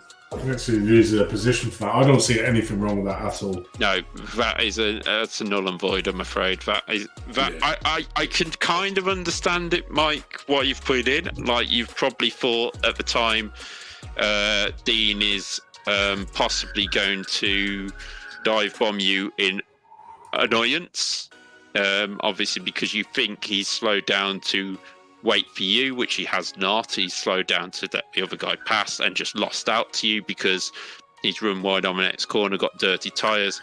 And then, as you see, he hits the brakes as he turns out to get you, a last-minute move. And that that will You not just slow can down try. as quick. But it wasn't. You know, we don't have penalties for dive bombing or whatever. You know, unless it actually causes incidents. Unless it hits you and takes you out or whatever. But you actually probably gain from that because you gain a position and you gain a lot of time because of the gap between the two of you. Is Just reading a comment there. There's a lapse in common sense for a car to repeatedly park it on a racing line and make an aggressive move against a car who is 1 second a lap faster than you and not in your class. Right, Savage, I'm not quite sure who you're on about there because nobody's parked it on a racing line in anything we've seen. And secondly, he's just gone for a move and got it wrong. It's not aggressive. He's just pulled out the last minute to try and make the move. He's used as much slipstream as he can, but because he's turned at the same time, you cannot slow down. Your tyres are turned, and that just, you know, it just doesn't work. You can't hit the brakes as hard. Just tried to make a pass the move and got it wrong, and he tried to get the car stopped. Trust me, at that stage, he hasn't impacted Michael at all. Michael's still taking the line that he would normally take. If it was an aggressive move or it is aggressive move because it's fighting for position, and Dean's trying to make a recovery drive as well. But in terms of if he wanted to cause issues with the race for Michael, I don't think it did. He's right behind him. He doesn't even need to brake. You know, you could say it's silly, but Dean might. It's silly. It's silly. It is silly in the fact that he probably could never have stopped for that corner. But that's just his silliness. You know, we can't give people incidents for people being silly because everybody that came off the track would say, well, you're being silly, so we're going to give you an incident. Yeah. He tried to make the move. It didn't work. He lost out. Michael gained the position, gained a lot of time from it. You can't give a penalty for that. I would almost say, it's silly, but at the end of the day, if you don't try and make a move into that corner on Donington, you're not. That's an opportunity. Opportunity because he was gaining on. You can see. I'm not even sure where we've got 1 second a lap quicker either, to be honest, because these two cars have been quite similar in the area of the circuit for the last. Or from lap 9. Lap 9. Since lap 9, we've had an incident on lap 21 and lap 25. So the cars have been very close throughout the race. So if you're 1 second a lap quicker in 21 laps, then you should be 20 seconds ahead of him, not next to him. Right. So that is it for race 1. That is it for race 1. So we'll go on to race 2 when you can load that up. But Dean will just learn not to be so frustrated. Yeah, you may get it from the lap times, but what I'm saying is, in a race, lap times mean nothing. No, it's about how you race. You know, I go into races, and Andy's loading this up. I'll let you know about this from when I go karting, and I know I keep going on about karting. It's not the same, but when I go karting, I'm never the fastest lap holder. I'm never the quickest guy ever. All of that. I am just consistent. So I may do 27.1, for example, throughout the race. So to keep doing 1 minute 27.1s. But then the person around me is doing something between a 26 and a 28. So actually, our races merge together because we're doing the same time overall. Just I'm being consistent about it. Whereas that person's going quick, then slow, quick, then slow. So it's in terms of races, I had this guy once who always said to me, you know, how much quicker can I get? Why can't I set this lap time? And I'm like, but you've just finished second. You don't need to set the fastest lap time. You don't need to be super quick because being super quick doesn't do anything for your lap time, your position. You know, you've got to be consistent. You've got to keep it going, and you score the points at the end. You don't score points for the fastest lap. The only time you do that is qualifying if you get points for quite close. They were quite close in the fact that, you know, they, like you said, lap 9 was the first incident we reviewed, and lap 25 was the last one. So within that period, they were very close together out on track. And to be fair, you know, if the car that was in second place that was lapping Dean weren't there, Michael probably wouldn't have caught him at that position because he actually moved over rightly so to let the faster car through. So I mean that is the general thing that, like, Dean probably by lap 25, you're both frustrated with each other because you've been so close for the whole race, and you're trying to both move through to get best position possible for whatever race is next. So yeah, it's a really difficult one in terms of frustration, but it is not penalty wise or anything like that. It didn't impact. If he had hit Michael, that would have been. Oh yeah, if he'd hit, yeah. That would have been completely different. So Joe Sal, where's Mr. Sal? Yeah, Paul, you're right. He just made a mistake.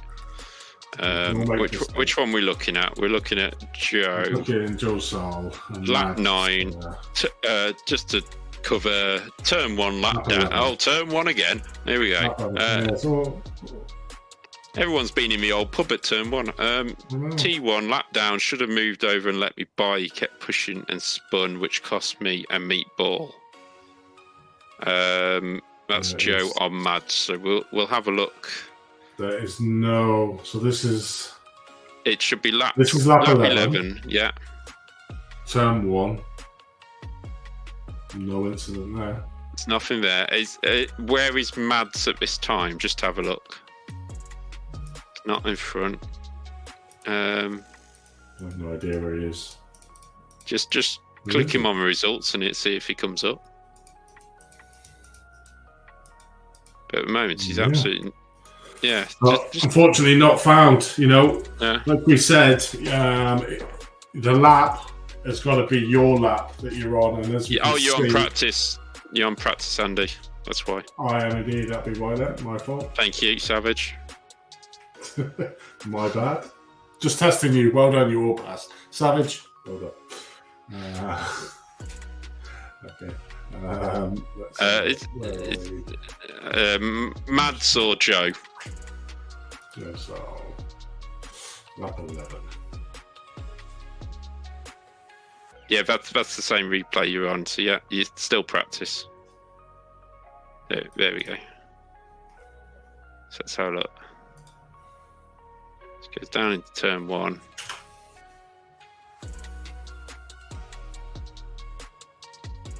I'm not sure where you think he should have let you through. He's miles ahead of you. Yeah. It's a null and void. Yeah. It's a null and. I mean, if you go back to the start finish line, where we first started that replay, he lost it. He stopped. He didn't move. If you go back to the start finish line and pause it on the start finish line, or when Joseph is on the start finish line. So there's Mads ahead. Yeah. So if you drive forward to the start finish line, Mads actually disappears. You're not gaining on him. He's half a second to a second ahead of you, I would say. Yeah. At that point, you cannot be relying, unless somebody is super slow or damaged, because he's going to get turn 1 and have an incident because he's damaged, which we have seen this season. But you're not even zooming up behind him or anything. I think the only problem is he basically loses it into the first corner, isn't it? If you can go back to a start finish line, because that's a good judge of, like, if you wind forward, so Joseph is on the start finish line. So there is Mads. He's already almost at the end of the pit lane. He can't back off that much to let you through. No. I don't see why you should have thought he's a lap down, agreed. Should have moved over and let you by, when you've caught him. You kept pushing on, because he's got a race. He's still got a race to have. It's only lap 11. He's still got his own championship to try and fight. Must be a meatball. How did you get a meatball from that? You didn't even hit him. Is it a good old iRacing? So he spins. He just gets a little touch on the rear. I think it's been netcode, to be honest. You got a meatball for that? That's insane if you did. If you did, it's just damn unlucky. But I would also go, if you wind back to where we start seeing smoke from the rear of a BMW. This is something which I'll if you just play it from there and then pause it when you first see him losing control. There, he's starting to lose control. You've got time to get on the brakes. You've got time to decide where you're going. Now, you did quite a good job of not ramming the side of him, but that is, even at this stage, he shouldn't be letting you past. Even if you were this close, it's a certain amount. So yeah, it's a null and void anyway. But yeah, he doesn't move, and then you did pick up steering damage, is it? Well, actually, you're trying to avoid an X, because if you go backwards just a little bit more, and then play it in slow mo. Here we go, and then you're turning into the back of him. You're actually turning into the back of a car, because the car isn't going anywhere. So unless you expected him to kind of disappear, then that's move forward or whatever. That's fair enough. But he stayed still, which is what we ask for. Yes, he's on the racing line, but then you start steering here, and you're not even past him. So if you have picked up a meatball, kind of your own fault to a point. It's very unlucky to pick a meatball off that. I'll admit that. The slightest of taps, but yeah. People have incidents, they lose it and they spin. That's just racing. Unfortunately, he'd done the right thing. He didn't reverse into you. If he reversed into you, that's completely, again, a different matter. Yeah. He spun, he stopped, waited for you to make the move, and then moved off, which I think is exactly what you do. So to me, it is a no further action. Racing incident. Okay. I agree. Next one is Matty Chambers on Thomas Cope, lap 12. Thomas Cope.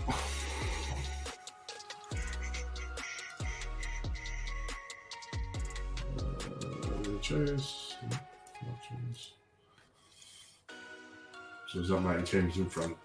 Yeah. What lap was it? Not 12, so yeah. So it'll be this next lap. Turn 1, isn't it? Turn 1 is a treacherous corner around Donington. Yeah.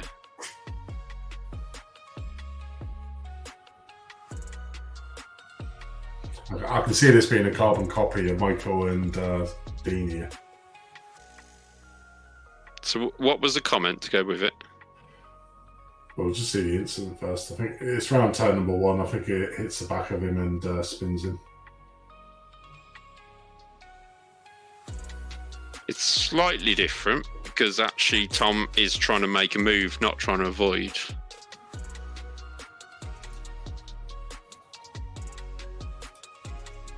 He actually pulls out and then brakes. So it's slightly different because Tom would be in control of his car, but he doesn't quite get there. And then the door shuts. I think Tom is trying to avoid that. He is actually trying to get out of it by the time he gets there, but it's just one of them ones where actually you throw yourself in there, you think you got the move done, and then you realise you haven't. You back out of it, and it's like a half-hearted tackle in football. You back out of it, you get your broken leg, and that's just what's happened. He's tried to back out of it, and Matty's. You can see there in his rear view mirror as well that Thomas is trying to get down the inside. Personally, it's a stage 1 because he's tried to make the move, realised he can't, tried to get out of it. It's too late. Has he, or is it? He's not quite alongside. He's not far enough alongside. Is my view. He's trying to make a move, but he's not getting in there. Like at no point is he halfway up the inside. Yeah, I'd say probably a level 1. I don't blame him for going for a move, to be fair.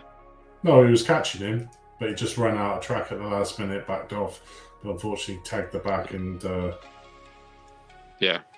How are you finding pace? Great to have you in here. I speak to you many a time during the week, and it's nice to have you join us. Yeah, very nice. And thank you for your comments. It's always nice. We do try to be... We're not saying we are FIA stewards. We're just basically saying it as we see it, but Yeah. one thing we are trying to do is show you guys why we're coming to the conclusion we've got, and then hopefully, you also sort of get it. Myself and Finding Pace are used to F4 raging lobbies, so with Mr. Exceller, so we're saying a level 1 then for that one. Yeah, I would say I'm sorry, Tom. Nice try, but try again. And it's again, as I say, it's one of them where you've tried to get out of it and you've gone, oh no, I'm not going to make it, and you're hoping Matty's seen you enough to give a bit more room, but then it hasn't quite worked out, and it's like a football tackle. You end up breaking a leg rather than just tackling a bloke. He tried to make the move wasn't there, and unfortunately it closed down. So right, the one that obviously the 2 people in the Discord that probably weren't on. So this is. I don't think we should bother with this one. Should we not bother with this one and just move on? Yeah, let's do that. Right, so there's only 2 people left watching. It's Casper and Patrick. Casper and Patrick. Patrick and Casper, exactly the same thing. So Casper said, even though I saved it, I still coasted. Still cost me 2 positions. One, just after turn 1, he comes into the racing line and causes a small incident. So let's have a look at it anyway. So I did miss the comment from Cravard earlier where he says, I know why both drivers would be annoyed and taking it in bad light. I think this was in association with the move by Dean Powell in the final chicane. Although if we get penalties for frustration, he'd be on minus 100 points every week. Yeah, that's pretty much truth. Here we go. Hello, we got Mr. Thompson having a look up the inside, not quite making it through. Oh yes, he has, mate. He's got alongside. I know where this is going. Ooh.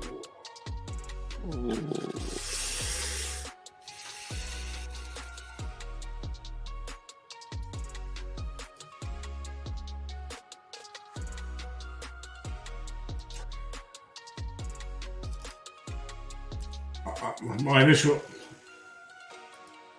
unfortunately, it's my initial thought is Patrick. You're the one who's been the naughty boy.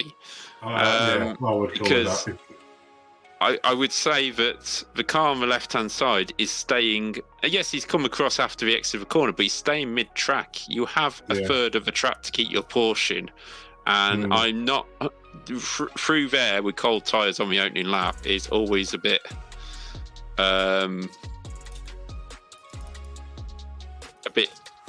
Does Patrick just keep his foot in?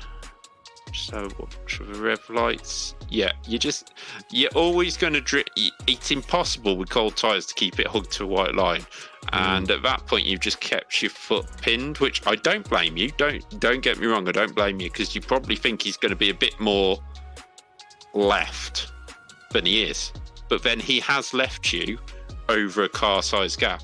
If you go chopper cam is your best one. I just want to have a look at him. Yeah, so he knows you're there because he'll have the spotter calling it, but he's not like pulling across on you. No, he's literally trying to give you the room. There's still room on the inside, and then as I say, chopper cam will give you the best view of it. Actually, that's not, because it's going to give you. Is there a view where we're just following from the air? Because that's. I mean, there is the other thing. All times, the other thing is Casper has got this Porsche, hasn't he? He's got this Porsche rejoining, so he's obviously thinking, I'm not going to go fully left because I've got that car rejoining. So he stayed mid-track. Yeah, the track does shoot you to the left. I agree, Thompson Sim Sport, but that has to be taken into account. Yeah, you got to bear in mind it's the first lap. You can't, tyres are cold. In fact, it's just after the first corner.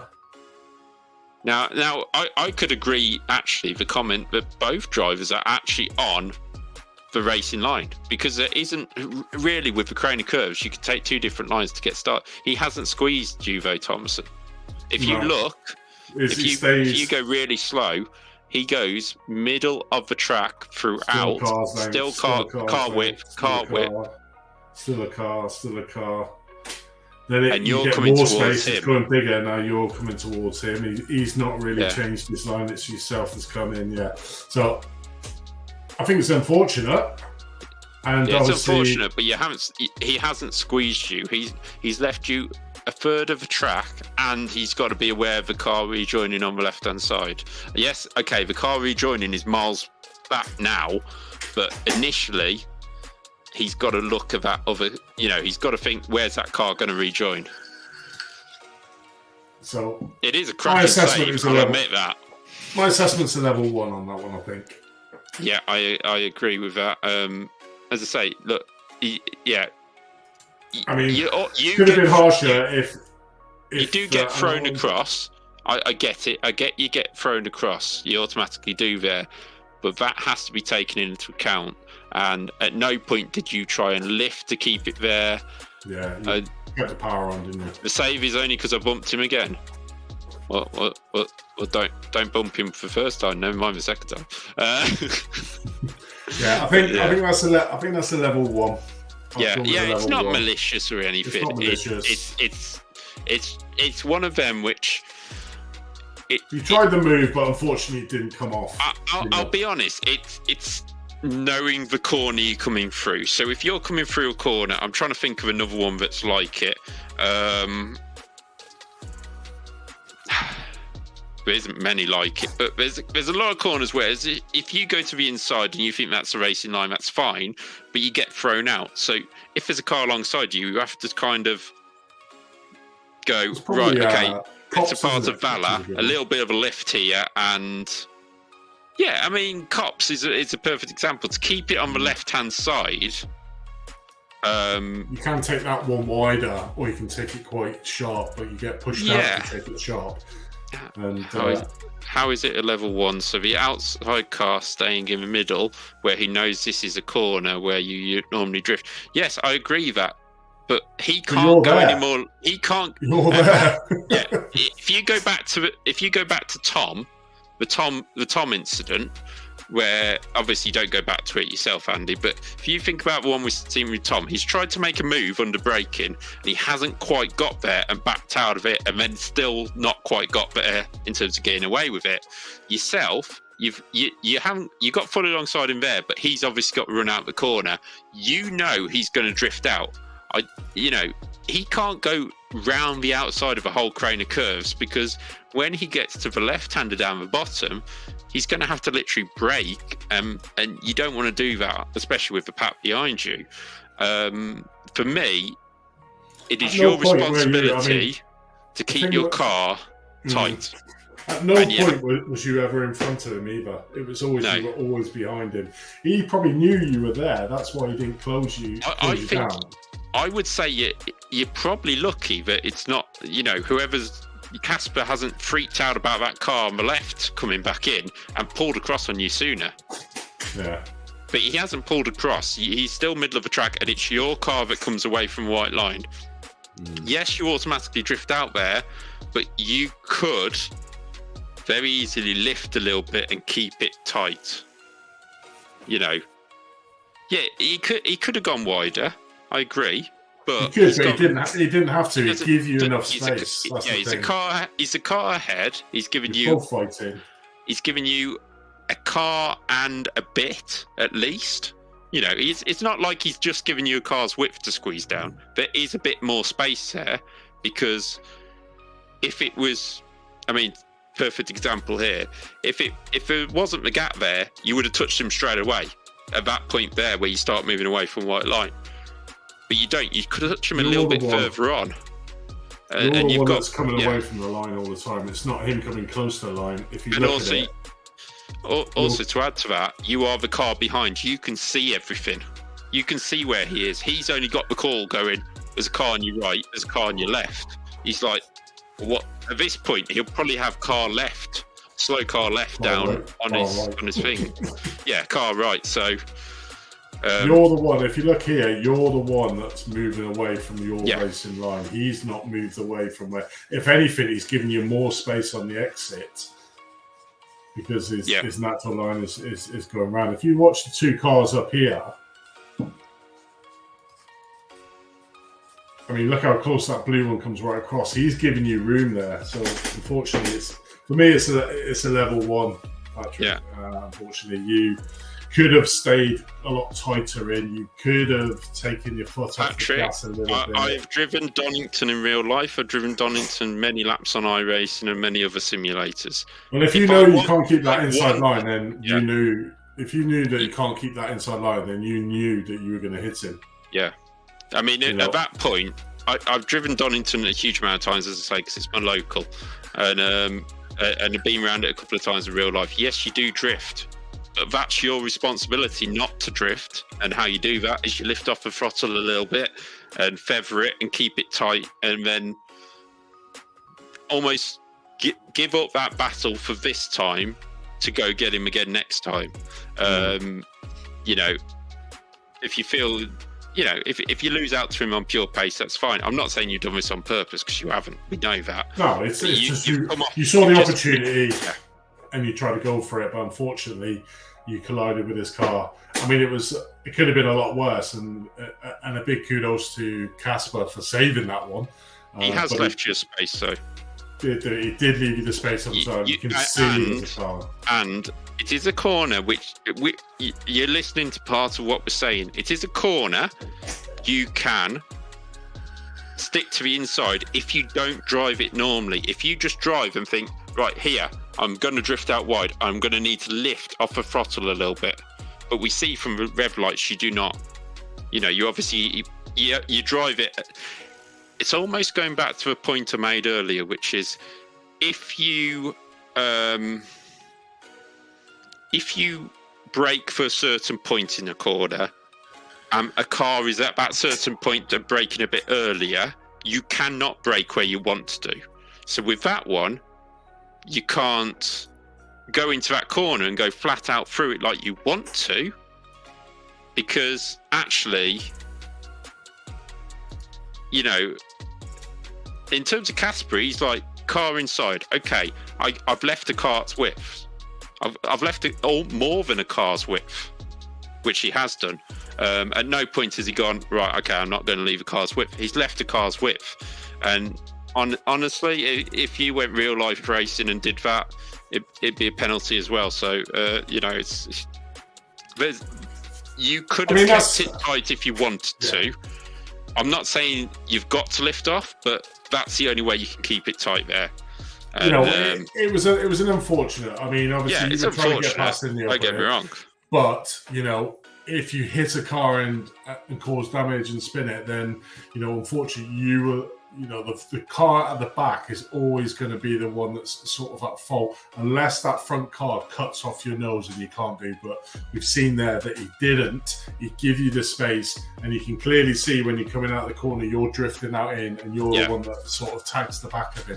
Luckily, you tag the back, hit the front, and keep him going. But as you saw just there in that clip when I carried it on, he did actually lose another position. Now, speed. I know that, you know, you guys, especially in Pro-Am, don't use racing line, but it is how you're speaking about it is kind of a bit like somebody uses racing line. Oh, well, the racing line goes that way, so I should have the right of way. You shouldn't. You're the one who can see what's going on. I don't know if you run triples or anything, but that shouldn't matter. But you can see, you're the one who can see where he is. He's just got car right. He can't see you in his mirror. If he's got triples, he still wouldn't see you, to be honest, even if he's got triples. And if he's driving with VR, he's not going to be like this.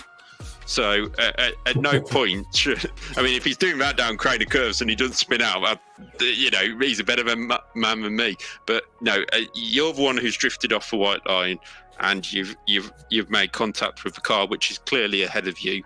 And that's why it's a penalty. It's not a malicious thing. It's just one of them ones where you've got misjudgment is probably the word. You know, you've got into the heat of a battle really on. You want to get ahead of Casper. You're in a championship battle, and it's just a mistake at the end of the day. Yeah, it's the first lap as well. Your tyre's going to be cold. You know, you're always going to drift out a bit more than probably what you're used to on that. But unfortunately, there was contact made that could have been avoided slightly. So hence why it's only a level 1 and not a more severe sort of penalty on that. So a level 1, and probably in context with it, I think both you and Michael both got a level 1 there, so you both lose the same amount of points. I think overall, looking at that, just to throw in there, we obviously mentioned was tech support and customer feedback on that. If you do want to appeal against it, put it into. Do we say tech support or customer feedback? I can't remember which. No, it's in tech. It's just in tech support. In tech support. But we have had a message tonight from Sandra Island, which is: does anybody know a possibility for stopping a double shift? I've got to be honest, I've had no problems with double shifts in terms of gears on iRacing, especially with my wheel. But if anybody has got any suggestions, please pop them in there for them, because Steve Pearce has mentioned it as well. So we might as well help. It's where you it's where you shit. I think you can probably see it. So I shift once, but it goes up 2 gears because it just maybe you've got the clutch wrong, or you've pulled it twice by accident or something. So or the speed you've clicked it, so you've just gone up gears too quickly or down gears too quickly. It's not something I've suffered from in iRacing, apart from when I had a G29. Yeah, it depends on. I think it also depends on G29 does what it wants. Yeah, G29 does what it wants. So, I mean, I've got the Fanatec Podium Advance shifters because I drive with my hands. But that is really, it's like a really positive click to move the gears. So it'll be very hard to get out. So I think some of it's down to hardware. And I have seen people putting little rubber like grommets in between, depending on what you've got, to try and make it a little bit harder to shift gears, so you don't do that as well. So somebody mentioned that initially, because I mean I've got the same wheel Russ has got them right in front of me. I've got the McLaren GT3, and the paddles for gear shifts are quite noisy. So people have said put a little soft thing behind it. So I've only just realised that actually they go the other way as well. So you could actually gear shift with one hand. I'm going to try that.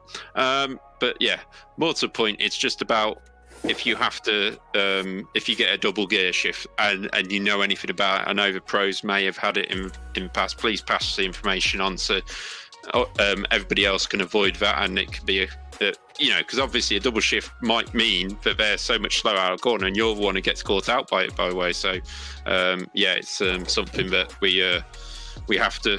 I mean, anybody who's got a G29, a McLaren G, will see there's that paddle there and that paddle there. So the orange ones are used for gear shifts. The other one I actually use for clutch at the moment, because I have a clutch, but I don't have.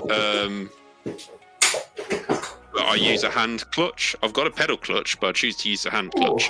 So that's where I use them. So you can actually use them for accelerator and brake if you want as well. So I mean, it's all about the positive. I mean, this is the Podium Advance. Again, it's money at the end of the day, isn't it? But it's a real positive click when you move it over. But I, believe it or not, should try what I do. So I drive, and these are my brake and accelerator down the bottom here with gear levers as well. So I'm like this all the time, and they are a very good set. So, and it does sound like he's on a 1950s typewriter, but I do.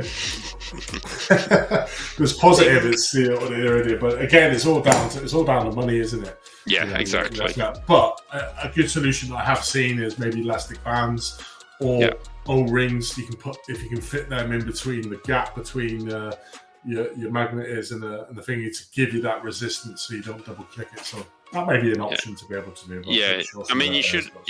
If you do have any ideas, pass them on through the tech support on the Discord or general on the Discord, and the guys will pick it up and it'll get mentioned around, and hopefully we can stop anybody having that kind of issue.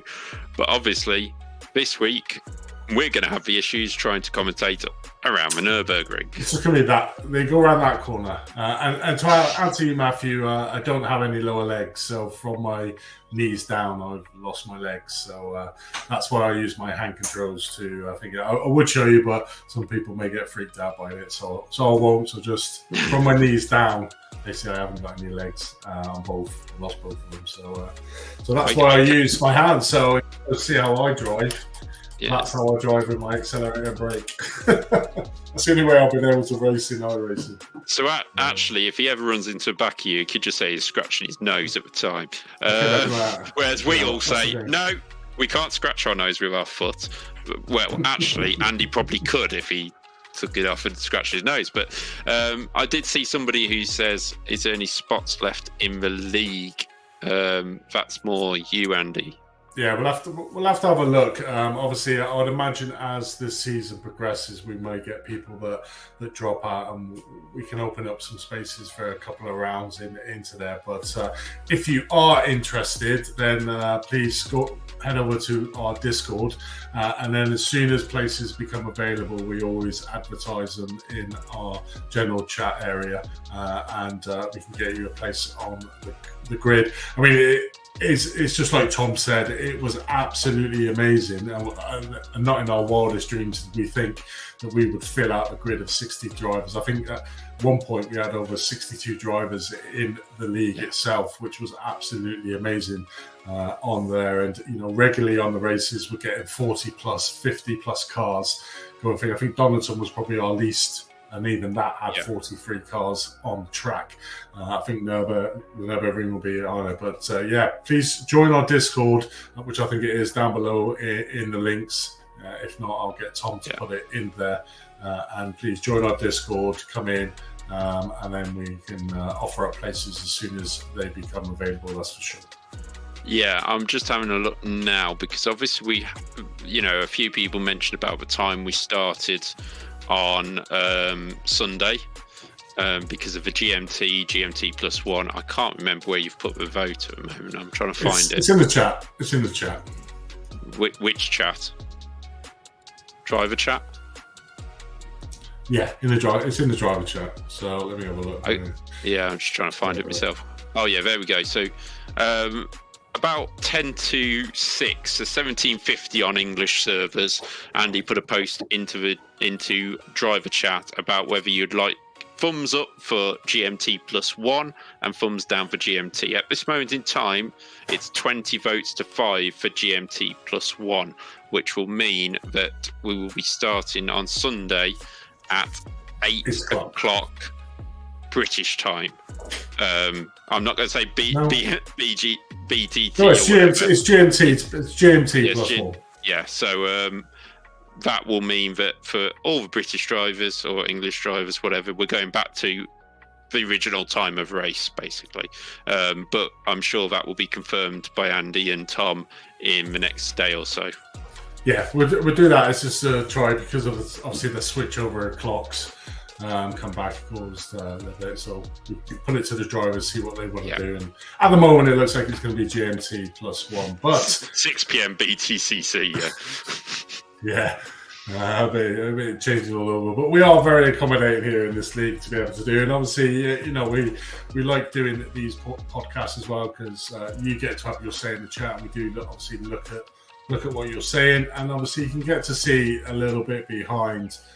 What it takes to look at the penalties. The probably the bit I hate the most when running the league, because whichever way you look at it, you're probably always going to not appease both things. But what we're trying to do here is literally be honest and open. You can see exactly what we're doing and what we're going to give for it. So straight away you can say, right, okay, I can see why that was given or not. And we do try to answer sometimes in the chat, but we try to be as open as we can. But I think that's probably it for tonight, Dave. I think we've been on long enough, seeing our dulcet voice, and it was a great round. Donington was not what I was expecting, but the Nürburgring is going to be a different ball game, isn't it?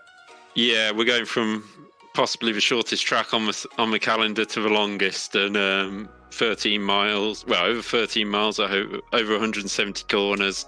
We won't be learning every single corner name, and our German accents aren't probably not up to scratch for it. But I'm going to be giving it a go, why not? because amazingly enough, for you guys who don't know about learning the actual track, I know that the people who do the real life VLN races, as part of their license before they're even allowed to drive it, have to be able to name the corners, because you need to be able to say where you've crashed, or if you've got a problem, what corner you're at, instead of going, I'm at turn 643. So yeah, it's actually part of a license. So you're lucky, you're just trying to learn where it goes. But the actual drivers who race at the Nürburgring have to know every last bit of it. So yeah. The other thing is, if anybody's not too sure, I mean, I'm sure drivers are willing to come and help you, just try and learn it a bit. I'm willing, you know, feel free to pass me a message. I can come into a session with you and just try and help you out, because it's not the easiest track to learn. Yeah, I can't, because I think Tom put it perfectly. I think it was Tom or Russ put it. But I know the first sector. I think that's about it. After that, I'm using the Force. So I think I'm really lucky, because I mean, I could go to a city somewhere, walk around it a couple of times, and once I've done that, I'll know where I'm going. Like a friend of mine went to London today, and I have not been to London for ages. I've only been there 10 times in my life, but I could tell you where to go. So you know, it's that kind of thing. I just click and like it. So yeah, Matt, if you have to learn the track without the line, you have to learn the names. Yeah, exactly. But no, guys, thank you so much for joining us here tonight. Please give us a thumbs up, subscribe if you're not, and click the bell so you get every live notifications for when we go live in our podcast, and also for the races on the Sundays. We've got the next 2 Sundays are races. We've got an hour at the Nürburgring this Sunday coming. The following one is the first of our endurance series, which is 2 hours around Spa. 2-week break, and then we're back again for the first 3 Sundays in December. On that. That should be a little bit more indication of where we're at. We're halfway through the season. The drop rounds come into effect, and then we can sort of see where the points are going to be laying out. But it's going to be a cracking season. You know, it's going to go all the way probably to the last couple of races in there to decide the championship. And with the points level, who knows? It's open to everyone. But from myself and Dave, have you got any final words for our viewers? Yeah, just keep learning it, because it's going to be fun on Sunday. Definitely is. But you know, from myself, Andy Thompson, from Dave alongside me here in the podcast and also in the commentary, we're going to say good night tonight. Get plenty of practice in for Sunday, and we'll see you there, and hopefully everyone has a clean race. So good night, and thanks for joining us.